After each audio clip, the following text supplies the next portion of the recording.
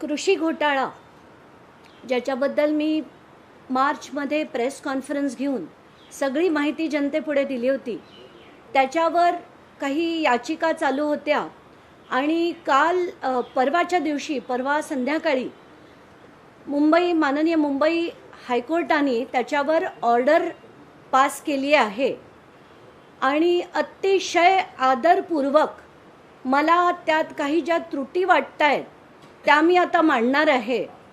आणि मला असं वाटतं की तातडीने खरं तर त्या याचिकाकर्त्यांनी किंवा आमच्यासारख्या लोकांनी ह्या ऑर्डरला त्याच्या वरच्या कोर्टात म्हणजे सुप्रीम कोर्टात SLPद्वारे चॅलेंज करण्याची गरज आहे. खरं तर हे PIL जे होतं मला वाटतं ते अंडर ऑर्डिनरी होतं. मी जर त्या जागी असते तर हे PIL मी क्रिमिनल लिटिगेशन फाईल केलं असतं, अंडर क्रिमिनल PIL म्हणून मी ते फाईल केलं असतं. आता याच्यातल्या गोष्टी जर आपण बघितल्या तर कोर्टापुढे जे मांडलं जातं कोर्ट त्या बघून तपासून त्याच्यावर निर्णय देतं. शासनातर्फे जे वकील होते त्यांनी अतिशय शातीरपणे कोर्टापुढे ज्या गोष्टी मांडल्या त्या चुकीच्या कशा होत्या या आता मी तुम्हाला काही त्यातले महत्त्वाचे मुद्दे सांगणार आहे. पहिलं म्हणजे ऑर्डरमध्ये असं लिहिलंय, मुद्दा क्रमांक 22 वर लिहिलंय की 2 GR होते, एक 5 डिसेंबर 2016चा आणि दुसरा GR जो होता तो 12 मार्च 2024चा. तर कोर्टापुढे जे वकिलांनी मांडलं ते असं मांडलं की हे दोन्ही GR वेगवेगळ्या डिपार्टमेंटचे असल्यामुळे त्यांच्या दोघांचा संबंध नव्हता. तर हे अतिशय चुकीची मांडणी त्यांनी केली. पहिलं म्हणजे 5 डिसेंबर 2016चा महाराष्ट्र शासनाचा GR हा सगळ्याच्या सगळ्या डिपार्टमेंट्सला लागू होता. हा तो GR आहे. या GR मध्ये स्पष्टपणे नमूद आहे की सोबत जोडलेले परिशिष्ट A मध्ये दर्शवण्यात आलेल्या वस्तूच्या कोणत्याही योजनेअंतर्गत खरेदी करून लाभार्थ्यांना वाटप वितरित करता येत नाही. हे 5 डिसेंबरचा हा जो GR आहे त्याच्यात का DBT थ्रू करण्यात यावं ते दिलेलं आहे. DBT थ्रू कुठल्या कुठल्या गोष्टी आहेत, 44 गोष्टी ज्या आहेत त्या सुद्धा याच्यात नमूद आहेत. आणि त्याच्यात ते पंप पण आहेत, ती कीटकनाशकं पण आहेत, कीटकनाशके पण आहेत. आणि हा GR हा सगळ्या डिपार्टमेंटला पाठवण्यात आला होता. म्हणजे त्याच्यात कृषी विभाग सुद्धा आहे, कृषी मंत्री आहे, या सगळ्यांना हा प्रत्येक डिपार्टमेंटला हा GR पाठवला गेला होता. म्हणजे हे दोन वेगवेगळे आहेत, त्या दोघांचा संबंध नाही आहे. ही जी मांडणी वकिलांद्वारे केली गेली ही साफ चुकीची आहे. दुसरा महत्त्वाचा मुद्दा क्रमांक 25 मध्ये कोर्टाने लिहिलंय, म्हणजे त्याच्या ऑर्डरमध्ये असं नमूद आहे की we are not able to trace an error. आता ह्याच्यात खरं काय आहे मी तुम्हाला सांगते. ह्याच्यातल्या भ्रष्टाचाराचा जो अँगल आहे तो कुठेही बाहेर आलेला नाही. कारण मी ज्या माझ्या प्रेस कॉन्फरन्समध्ये मांडलं होतं की 92 रुपयाचा जो नॅनो युरिया होता ती बॉटल मी अगदी क्षुल्लक म्हणजे 2-4 बॉटल घेतल्या तरी मला 92 रुपयाला जर घरपोच मिळते तर शासनाने ती 220 रुपयाला 19,68,000 बॉटल कशा घेतल्या. मुद्दा क्रमांक 2 म्हणजे त्याच्यातले असे बरेच होते. त्याच्यातल्या कॉटनच्या बॅग्स म्हणा, नॅनो युरिया, नॅनो DAP हे घरपोच मला किती किमतीत मिळत होतं आणि ते किती किमतीत शासनाने विकत घेतलं. तर याच्यात भ्रष्टाचाराचा खूप मोठा अँगल आहे जो त्याच्या वकिलांनी कोणीही मांडलेला नाही. म्हणूनच या गोष्टी त्या ऑर्डरमध्ये आलेल्या नाही. त्यामुळे ह्याला कुठच्याही अँगलनी क्लीन चिट नक्कीच म्हणता येत नाही. म्हणून मी म्हणते की त्या याचिकाकर्त्यांनी सुद्धा SLP फाईल करायला हवी. त्याच्यात मी स्वतः इंटरव्हीन करून याच्यातला जो भ्रष्टाचाराचा अँगल आहे तो पूर्णपणे बाहेर काढणार आहे. टेंडरमध्ये तुम्हाला मी उदाहरणं देते की समजा एखादी गोष्ट जर L1 कॉन्ट्रॅक्टरनी 3 जणांनी बीड केलं, एकाने 100, एकाने 110, एकाने 120, तर 100 वाल्याला ते कॉन्ट्रॅक्ट दिलं गेलं. त्यामुळे कायद्याच्या भाषेत हे योग्य पद्धतीने झालं. पण ती गोष्ट जर मार्केटमध्ये 50 रुपयाला मिळत असेल तर हे 100 रुपयाला कसं घेतलं गेलं? आता मार्केटमध्ये ती किरकोळ याच्यात घेतली गेली आहे जर 50 रुपयात, तर 100 रुपयात लाखो बॉटल्स शासनाने कशा घेतल्या? ह्या अँगल्स त्याच्यावर भ्रष्टाचाराचा म्हणून मी म्हटलं हा अँगल चेक करायला नको का? या व्यतिरिक्त जे कॉन्ट्रॅक्टर होते, उदाहरण म्हणून मी सांगते, ते एक ओसवाल कुटुंबानी ते टेंडर कॉन्ट्रॅक्ट भरलं होतं. त्याच्यात कोण होते? नवरा, बायको, भाऊ आणि चौथा, या तिघांच्या ते जे डॉक्युमेंटेशन होतं त्याच्यावर सह्या करणारा CA. म्हणजे ह्या घरातल्याच लोकांनी टेंडर भरलं, त्याच्यापैकी एकाला दिलं गेलं, तर ही टेंडर पद्धत योग्य म्हणता येईल का? पण हे सगळं न्यायालयापुढे आलंच नाहीये, म्हणून या गोष्टीला आपण क्लीन चिट म्हणता येणार नाही. कारण जर मांडलंच गेलं नाही तर त्याच्यावर ऑर्डर येणं अपेक्षित नसतं. म्हणूनच याच्यावर मला असं वाटतंय की अतिशय स्ट्रॉंग आणि कडक अशी एक PIL, त्याच्यात सुद्धा हे सगळे क्रिमिनॅलिटी घालून की या सगळ्या गोष्टी कशा वाखवल्या गेल्या, या सगळ्या गोष्टी घातल्या गेल्या पाहिजेत. आणि मला मुद्दाम सांगायचंय की आत्ताच्या घटकेला, आणि मी परत तेच सांगते की अतिशय आदरपूर्वक मला आपल्या लॉमध्ये खालचं कोर्ट, वरचं कोर्ट, त्याच्यावरचं कोर्ट हे एवढ्यासाठी असतं की आपल्याला जर कुठली ऑर्डर कुठेतरी जर बरोबर वाटली नसेल तर त्याच्या वरच्या कोर्टात अपील करण्याचा अधिकार हा आपल्याला लोकशाहीत दिला जातो. आणि त्याप्रमाणे मला असं वाटतं की याला आत्ता चॅलेंज करण्याची गरज आहे. धनंजय मुंडे कुठच्याही अँगलने क्लीन नाहीत, हे माझं स्पष्ट मत होतं, आहे आणि राहील. आणि यासाठी जो पूर्ण प्रयत्न आहे तो मी करणार आहे. कायद्याच्या आता सुप्रीम कोर्टात योग्य तो निर्णय होईल अशी मी अपेक्षा करते. धन्यवाद. आपल्याला काही प्रश्न असतील तर विचारा. धनंजय मुंडे म्हणतात सत्यमेव जयते. मला ह्या असले जे डायलॉग कोणी मारले ना, सत्यमेव जयते सारखा डायलॉग धनंजय मुंडेच्या तोंडून या जन्मी, म्हणजे त्यांना तो शोभत नाही, त्यांनी तो मारू नये. कारण त्या शब्दाचा अर्थ सुद्धा त्या व्यक्तीला कळत नाही. ज्या पद्धतीने आपण ते सांगितलं होतं की ऑफिस ऑफ प्रॉफिट झालंय आणि आता थेट कोर्टाने सांगितलंय काही बाबी, काही त्रुटी आहेत त्या तुम्ही मांडल्या गेल्या, परंतु या संदर्भात याच गोष्टी कोर्टासमोर का गेल्या नाहीत? आपण प्रॉपर मांडल्या गेल्या नाही असं वाटतंय का? जसं प्रत्येकाने आपापल्या परीने प्रयत्न केला. मी लोकायुक्तांपुढे माझं हिअरिंग सध्या चालू आहे. आता 8 तारखेला ते पुन्हा हिअरिंग आहे आणि तेव्हा MAIDC कडनं, MSPCL कडनं, अँटी करप्शन ब्युरो सगळ्यांकडनं अहवाल मला पोचवण्याचे आदेश तेव्हा लोकायुक्तांनी दिले होते. तर माझा लढा आता लोकायुक्तांपुढे चाललाय. हा मुद्दा नंबर 1. मुद्दा नंबर 2, तुम्ही म्हणालात ऑफिस ऑफ प्रॉफिट, तर ऑफिस ऑफ प्रॉफिटचा मुद्दा वेगळा आहे. तो त्यांनी महाजनकोकडनं जी राख त्यांच्या कंपनींनी, म्हणजे एक मंत्री असताना त्यांना कुठेही सरकारी कंपनीकडनं फायदा घेता येत नाही, हा ऑफिस ऑफ प्रॉफिटचा मुद्दा वेगळा. आणि कृषी घोटाळा जो मी काढला होता तो वेगळा. आणि त्याच्यातला भ्रष्टाचार कसा झालाय की 50 रुपयाची गोष्ट जर सरकार 100 रुपयाला घेत असेल तर हा भ्रष्टाचार आहे आणि याला सिद्ध करायला पूर्णपणे कागदपत्र माझे तयार आहेत. पण तरी मग नेमकं अडचण कुठे आली? कारण हायकोर्टासारख्या न्यायालयाकडे जर हा मुद्दा मांडला गेला नाही योग्य पद्धतीनं, तर सर्वोच्च न्यायालयामध्ये वेगळ्या पद्धतीनं किंवा अतिरिक्त माहिती अशी कुठली आहे जी तुम्ही सर्वोच्च न्यायालयापुढे देऊन सगळी ती पुढे योग्य पद्धतीनं घेतली जाईल? नक्कीच.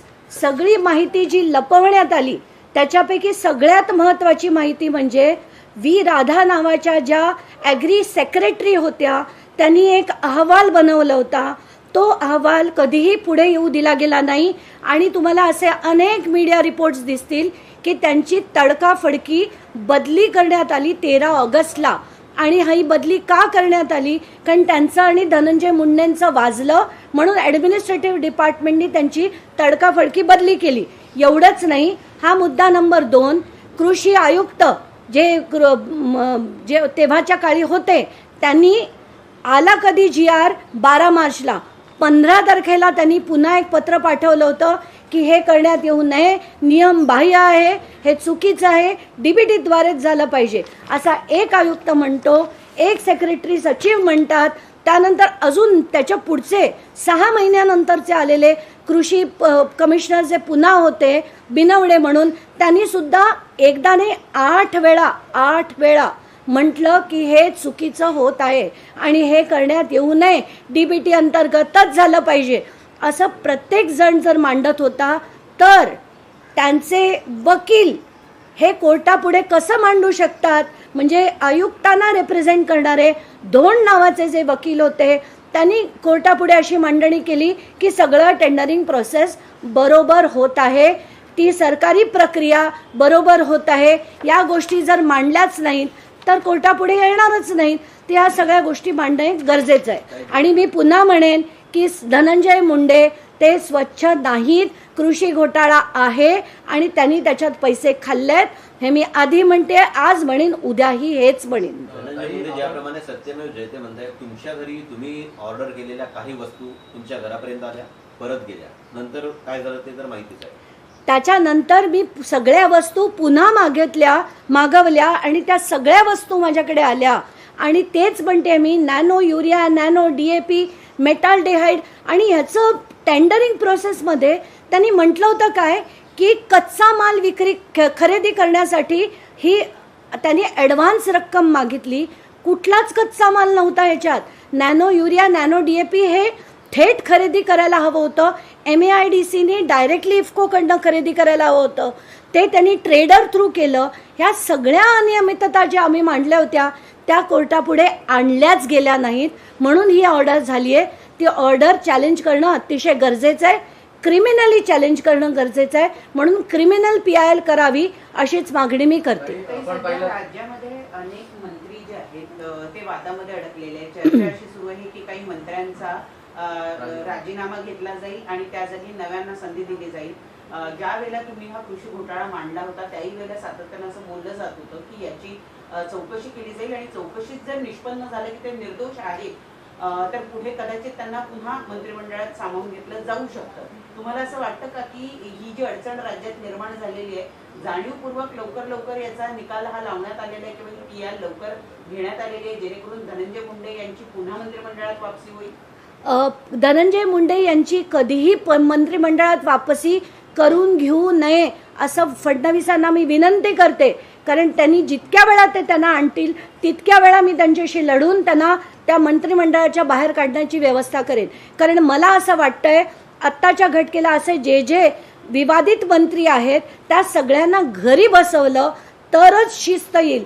आत्ताच्या घटकेला महाराष्ट्राचं राजकारण हाताबाहेर गेलेलं आहे आणि कृषी विभाग जो खरं तर सगळ्यात सेन्सिटिव्ह विभाग आहे त्याच्यात दुर्दैव आहे शेतकऱ्यांचं की आधी धनंजय मुंडेंसारखे, मग माणिकराव कोकाटेंसारखे एकानंतर एक निष्क्रिय असे मंत्री जर त्या कृषी विभागाला लाभले असतील तर शेतकऱ्यांना आत्महत्येशिवाय खरंच पाळी नाही आहे.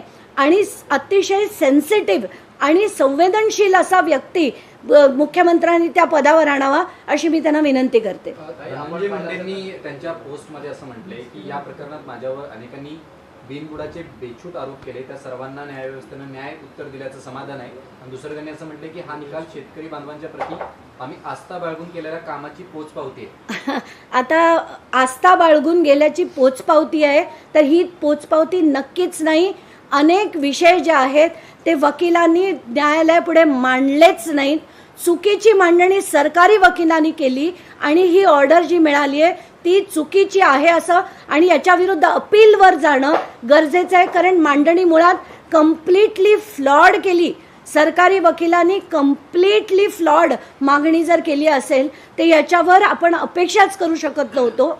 आणि म्हणून मी म्हणते की धनंजय मुंडेंना फार खुश होण्याची गरज नाही. लवकरच ही चॅलेंज करण्याची प्रक्रिया मी स्वतः सुरू करणार आहे. आधीपासून जो तुम्ही घोटाळा सांगत होता तो म्हणजे खरेदी मधला घोटाळा होता, पण याचिकाकर्त्यांनी तो न मांडता म्हणजे याचिकाकर्त्यांचं फेल्युअर आहे कुठेतरी. याचिकाकर्त्यांचं फेल्युअर आणि सरकारी वकिलांनी केलेला घोळ, त्यांनी जी मांडणी केली ही चुकीची केली न्यायालयापुढे. म्हणून आज ही ऑर्डर आली आहे. ही कुठल्याही प्रकारची क्लीन चिट नाही. कारण त्याच्यातला भ्रष्टाचाराचा अँगल त्याचा तपास झालेला नाही. ताई, याचिका दाखल करताना याचिकाकर्त्यांना मॅनेज केलं असं वाटतं का? नाही, आत्ताच्या घटनेला मला कोणावर काही टिप्पणी करायची नाही आहे. मला असं वाटतंय की ह्या ज्या चुका आहेत त्यांना नीट करून वरच्या कोर्टात अपील करण्याची मुभा माझ्याकडे आहे, ती मी करणार आहे लवकरच. ताई, तुम्ही पत्रकार परिषद घेतली याचिकाकर्ते जे आहेत त्यांचा वारंवार या ऑर्डरमध्ये उल्लेख करण्यात आलेला आहे, त्यामुळे त्यांनाच अशा पद्धतीमध्ये त्यांच्याकडेच का रोग दाखवण्यात आलेला आहे, काय वाटतं यामध्ये? नाही, आत्ताच्या घटनेला कोर्टाच्या कुठल्याही ऑर्डरचा मी आदर करते, त्यामुळे त्याच्यावर टिप्पणी करणार नाही. फक्त मला एवढंच म्हणायचं आहे की ज्या गोष्टी चुकीच्या झाल्या आहेत आणि ऑब्झर्वेशन्स जे कोर्टाचे होते ते ऑब्झर्वेशन्स का होते, कारण वकिलांथ्रूच जर चुकीची मांडणी झाली, मी पुन्हा पुन्हा तेच म्हणेन की सरकारी वकील जे होते त्यांनी अतिशय चुकीची मांडणी केली आहे. मी आता माझ्या PIL मध्ये हे सगळे जे अहवाल होते, व्ही राधांचा जो अहवाल होता, आत्ताच्या घटनेला सुद्धा शासनाने जे आत्ताचं अधिवेशन झालं तेव्हा धसांनी सुद्धा सरकारकडे याच्यावर खुलासा मागितला होता. तेव्हा आत्ताचे जे कृषी मंत्री आहेत कोकाटे, त्यांनी असं म्हटलं की याच्यावर खूप डिटेल चौकशी झाली आहे. तो अहवाल सुद्धा शासनाकडे दिला गेला आहे. तो अहवालाची कॉपी सुद्धा मी घेऊन ती आता माझ्या SLP मध्ये मी दाखल करणार आहे. ताई, पण आता जे तुम्ही सगळे पुरावे दाखवतायत, खरं तर हे काही तुम्ही आज नाही दाखवताय. तुम्ही जेव्हा मार्चमध्ये पत्रकार परिषद घेतली होती तेव्हा एक नाही अनेक पत्रकार परिषदांमधनं हे पुरावे तुम्ही प्रत्यक्ष दाखवलेले होते. याचिकाकर्त्यांनी या पुराव्याची तुमच्याकडे मागणी नाही केली का, किंवा हे पुरावे त्यांनी सरकारी वकिलांना दिले नाही का? कारण तुम्ही म्हणताय सरकारी वकिलांनी चुकीची मांडणी केली, त्यांच्याकडे हे सगळे पुरावे नव्हते का? नाही, सरकारी वकिलांकडे नक्कीच असतील, पण सरकारलाच जर धनंजय मुंडेंना वाचवायचं असेल तर मात्र त्यांना तशाच डायरेक्शन दिल्या जातात की तुम्ही अमुकच बोला. खरं म्हणून मी म्हटलं की जे आयुक्तांचे जे वकील होते त्यांनी आयुक्तांची बाजू जर खरी मांडली असती की त्याच्या 2 आयुक्तांनी थेट हे चुकीचं आहे हे म्हटलं होतं, असं जर कोर्टापुढे मांडणी केली असती तर त्याच्यावर कोर्टाची अशी ऑर्डर कधीच आली नसती. पण आयुक्तांनी जर मांडलं की सगळं नियमांप्रमाणेच झालेलं आहे, सरकारचे नियम असे आहेत, टेंडरिंगमध्ये कुठेही चूक नव्हती, त्यामुळे मांडणीच चुकीची झाल्यामुळे हे सगळं झालं आहे. आणि मी जे मांडलं होतं त्याच्यातला भ्रष्टाचाराचा अँगल की नॅनो युरिया हे 92 रुपयाला मिळतं आहे, मार्केटमध्ये मिळतं आहे, ते घेऊन दाखवलं. हे खरं तर याचिकाकर्त्यांनी त्यांच्या PIL मध्ये घालायला हवं होतं, पण ते घातलं गेलं नाही. त्यामुळे भ्रष्टाचाराचा अँगल हा त्याच्यात इन्व्हेस्टिगेटच झाला नाही.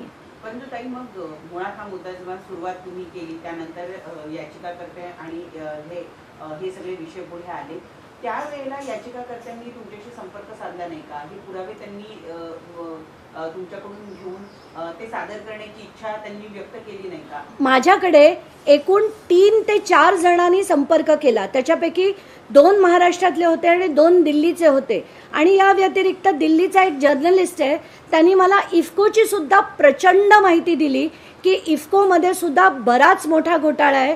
त्याच्यापैकी म्हणजे खूप अधिकारी यांना सुद्धा घरी बसवण्यात आलं होतं आणि त्याच्यातला फ्रॉड हा मी त्याच्याकडे दिल्लीला जाऊन तो समजून घेतला होता. त्याचे सुद्धा अतिशय गोपनीय असे डॉक्युमेंट्स आहेत. त्यामुळेच मी म्हणते हा कृषी विभागाचा जो स्कॅम आहे तो फार मोठा आहे आणि त्याची व्यवस्थित मांडणी करणं गरजेचं आहे. आणि आत्ताच्या घटनेला हा सेटबॅक नक्कीच आहे, पण अपीलचे प्रोव्हिजन्स असताना अपीलमध्ये जाणं गरजेचं आहे, ते करण्यात येईल. आता माझ्याकडे ऑप्शन्स कसे आहेत की याचिकाकर्ते SLP दाखल करू शकतात, मी फक्त इंटरव्हेन्शन करू शकेन त्याच्यात, किंवा मी फ्रेश PIL या सगळ्या गोष्टी करून परत तिथे मांडू शकेन. पण त्याच्यात किती होल्ड करेल किती नाही मला माहीत नाही. त्यामुळे माझ्या वकिलांकडनं ही सगळी माहिती घेऊन मला आत्ताच्या घटनेला जे माझ्या डोक्याला कळतंय ते म्हणजे मी SLP मध्ये इंटरव्हेन्शन करून या सगळ्या गोष्टी कोर्टापुढे आणू शकेन, ते मी आणणार आहे. तुम्ही कृषी साहित्य घोटाळा पुढे आला होता, म्हणजे सरकारी खरेदी आणि तुमची खरेदी एकंदरीत अवाजवी दर पाहायला मिळाले होते, ज्यामध्ये तत्कालीन कृषी मंत्री धनंजय मुंडे मंत्रालयातल्या प्रेसमध्ये एकही उत्तर देऊ शकले नव्हते. नाही, मंत्रालय कधीच ते उत्तर देऊ शकणार नाहीये, कारण धनंजय मुंडे यांना पूर्ण माहिती आहे की त्यांनी जे केलेलं आहे तो रीतसर स्कॅम आहे. 12 तारखेला तो GR काढणं, कारण लगेच आचारसंहिता लागणार होती, सगळी रक्कम ॲडव्हान्समध्ये घेणं, का आता म्हणे कच्चा माल खरेदी करायला टेंडरमध्ये वेगवेगळ्या, जर तुम्हाला आठवत असेल, ज्या केचप नोगाच्या अंडर जर काही निविदा हे करण्यात आल्या, दुसरी निविदा तर एक जागा लीजवर द्यायची आहे असं म्हणून त्याच्याखाली ते निविदा केली. महाराष्ट्रातल्या एकही माणसाने ते भरलं नाही. मला तर खरं म्हणावं असं वाटतंय की राज ठाकरे, उद्धव ठाकरेंनी सुद्धा जागा व्हावं आणि याच्यात मराठी माणसाला काही मिळालं नाही. इंदोरच्या आणि इतर ठिकाणच्या लोकांनी जे सबमिट केलेत बिड्स, तर त्याच्यात महाराष्ट्राचा एकही माणूस नाही. पण असे मुद्दे त्यांनी घ्यावेत अशी देखील विनंती करते. पण टेंडर फ्लॉड, त्याच्यात भ्रष्टाचार या अँगलची चौकशी झालेली नाही. एक शेवटचा प्रश्न की आपण एकदा सांगितलं होतं की पत्रकार परिषदेत की राज गणवट देखील यामध्ये सहभागी आहे, त्यांच्या मार्फत देखील कृषी घोटाळ्यामध्ये सहभाग आहे, पण त्या संदर्भात देखील या याचिकेमध्ये काही होतं नाही. राज गणवट यांचा मी ऑफिस ऑफ प्रॉफिटमध्ये उल्लेख केला होता.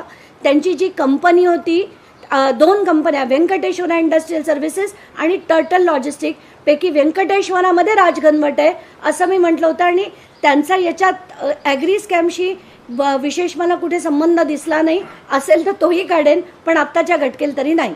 काही महत्त्वाचा मुद्दा म्हणजे कृषी घोटाळा जेव्हा समोर आला, काढला होता तुम्ही सर्वांपुढे अनेक मुद्दे मांडले होते, त्यात तुम्ही थेट टार्गेट मुख्यमंत्र्यांनी केलं होतं. मात्र ज्या पद्धतीने आता मला असं वाटतंय की आता सगळ्यात महत्त्वाचा मुद्दा तोच मांडेन की बहुतेक मुख्यमंत्र्यांना धनंजय मुंडे यांना परत आणायचं आहे आणि हे करण्यासाठीच ही जी त्यांच्या सरकारी वकिलांनी जी मांडणी कोर्टापुढे केली तीच मुळात चुकीची केली आहे. म्हणून हे सगळं घडलंय. आणि खरं तर हे चुकीची मांडणी आता थांबवून, म्हणजे त्याच्या विरोधी सगळे पुरावे देऊन ती कशी चुकीची आहे दाखवून देणं गरजेचं आहे.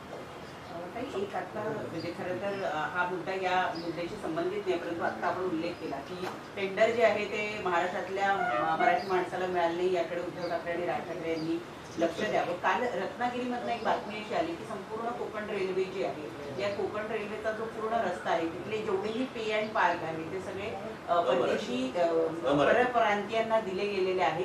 जमीन कोकणातली कोकणवासियांनी ती कोकण रेल्वेला दिली, पण टेंडर मात्र त्यांच्यापैकी एकालाही मिळालं नाही. कुठलाही प्रकल्प येत असताना स्थानिक लोकांना रोजगार दिला जावा असं म्हटलं जातं, पण तसं प्रत्यक्षात होताना दिसत नाही. नक्कीच. आणि हाच मुद्दा, म्हणूनच मी नेहमी म्हणते की राजकारण हे जे ते मुद्दे घेऊन करतात त्याच्याबद्दल त्यांना भावना नसतात.